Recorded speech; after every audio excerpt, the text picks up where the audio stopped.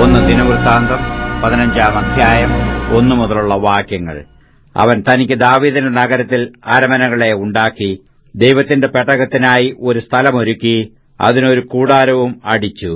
അന്ന് ദാവീദ് ലേവ്യരല്ലാതെ ആരും ദൈവത്തിന്റെ പെട്ടകം ചുമക്കേണ്ടതല്ല, അവരെയല്ലോ ദൈവത്തിന്റെ പെട്ടകം ചുമപ്പാനും തനിക്ക് എന്നും ശുശ്രൂഷ ചെയ്യുവാനും യഹോവ തിരഞ്ഞെടുത്തിരിക്കുന്നത് എന്ന് പറഞ്ഞു. അങ്ങനെ ദാവീദ് യഹോവയുടെ പെട്ടകം താൻ അതിന് ഒരുക്കിയ സ്ഥലത്തേക്ക് കൊണ്ടുവരുവാൻ എല്ലാ ഇസ്രായേലിനെയും യെരൂശലേമിൽ കൂട്ടിവരുത്തി.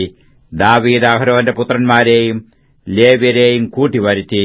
കെഹാത്യരിൽ പ്രധാനിയായ ഊരിയേലിനെയും അവന്റെ സഹോദരന്മാരായ 120 പേരെയും, മെരിയാര്യരിൽ പ്രധാനിയായ അസായാവെയും അവന്റെ സഹോദരന്മാരായ 220 പേരെയും, ഗേർശോമ്യരിൽ പ്രധാനിയായ യോവേലിനെയും അവന്റെ സഹോദരന്മാരായ 130 പേരെയും, എലീസാഫാന്യരിൽ പ്രധാനിയായ ശെമയ്യാവെയും അവന്റെ സഹോദരന്മാരായ 200 പേരെയും, ഹെബ്രോന്യരിൽ പ്രധാനിയായ എലിയേലിനെയും അവന്റെ സഹോദരന്മാരായ 80 പേരെയും, ഉസിയേലിൽ പ്രധാനിയായ അമ്മീനാദാബിനെയും അവന്റെ സഹോദരന്മാരായ 112 പേരെയും തന്നെ.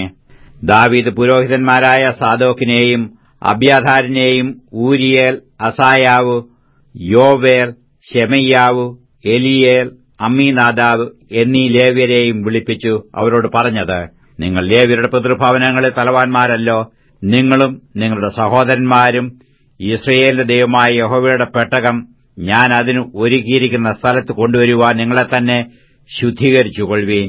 ആദിയിൽ നിങ്ങൾ തന്നെ അത് ചെയ്യായകൊണ്ട് നമ്മുടെ ദൈവമായ യഹോവ നമുക്ക് ഛേദമുണ്ടാക്കി. നാം അവനെ നിയമപ്രകാരമല്ലല്ലോ അന്വേഷിച്ചത്.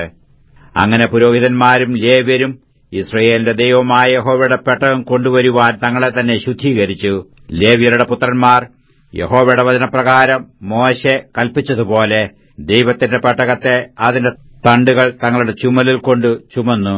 പിന്നെ ദാവീദ് ലേവ്യരിലെ പ്രധാനന്മാരോട് വീണ, കിന്നരം, കൈത്താളം എന്നീ വാദ്യങ്ങളാ സന്തോഷനാദം ഉച്ചത്തിൽ ധ്വനിപ്പിക്കേണ്ടതിന് സംഗീതക്കാരായ തങ്ങളുടെ സഹോദരന്മാരെ നിർത്തുവാൻ കൽപ്പിച്ചു. അങ്ങനെ ലേവ്യർ യോവേലിന്റെ മകനായ ഹേമാനെയും അവന്റെ സഹോദരന്മാരിൽ ബേരെഖ്യാവിന്റെ മകനായ ആസാഫിനെയും അവരുടെ സഹോദരന്മാരായ മെരിയാര്യരിൽ കൂശായാവിന്റെ മകനായ ഏഥാനെയും അവരോടുകൂടെ 2-ാം തരത്തിലെ തങ്ങളുടെ സഹോദരന്മാരായ സെക്കരിയാവ്, ബേൻ, യാസീയേൽ, ഷെമിരാമോത്ത്, യെഹിയേൽ, ഉന്നി, എലിയാബ്, ബനായാവ്, മയസേയാവ്, മഥിഥ്യാവ്, എലിഫലേഹു, മിക്നേയാവ്, ഓബേദ് ഏദോം, യെയിയേൽ എന്നിവരെ വാതിൽക്കാവൽക്കാരായും നിയമിച്ചു.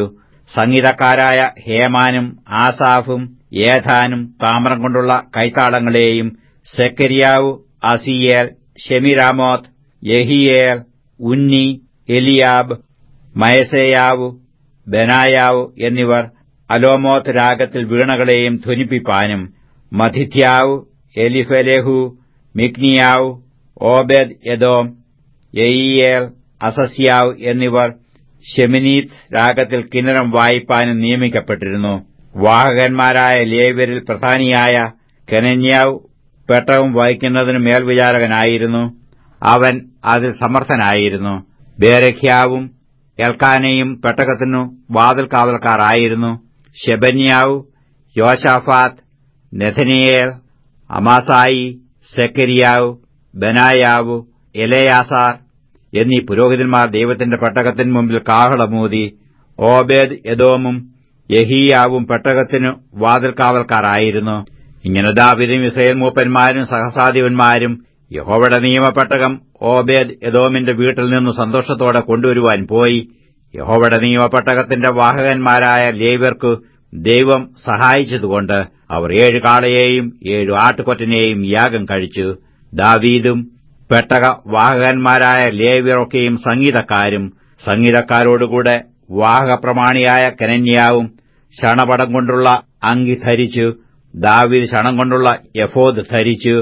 അങ്ങനെ ഇസ്രായേലൊക്കെയും ആർപ്പോടും കാഹളനാദത്തോടും തൂര്യങ്ങളുടെയും കൈത്താളങ്ങളുടെയും ധ്വനിയോടും കൂടി കിന്നരവും വീണയും വായിച്ചുകൊണ്ട് യഹോവയുടെ നിയമപ്പെട്ടകം കൊണ്ടുവന്നു. എന്നാൽ യഹോവയുടെ നിയമപ്പെട്ടകം ദാവീദിന്റെ നഗരത്തിലെത്തിയപ്പോൾ ശൌലിന്റെ മകളായ മീഖൾ കിളിവാതിലിൽ കൂടി നോക്കി ദാവീദ് രാജാവ് നൃത്തം ചെയ്യുന്നതും പാടുന്നതും കണ്ട് ഹൃദയത്തിൽ അവനെ നിന്ദിച്ചു.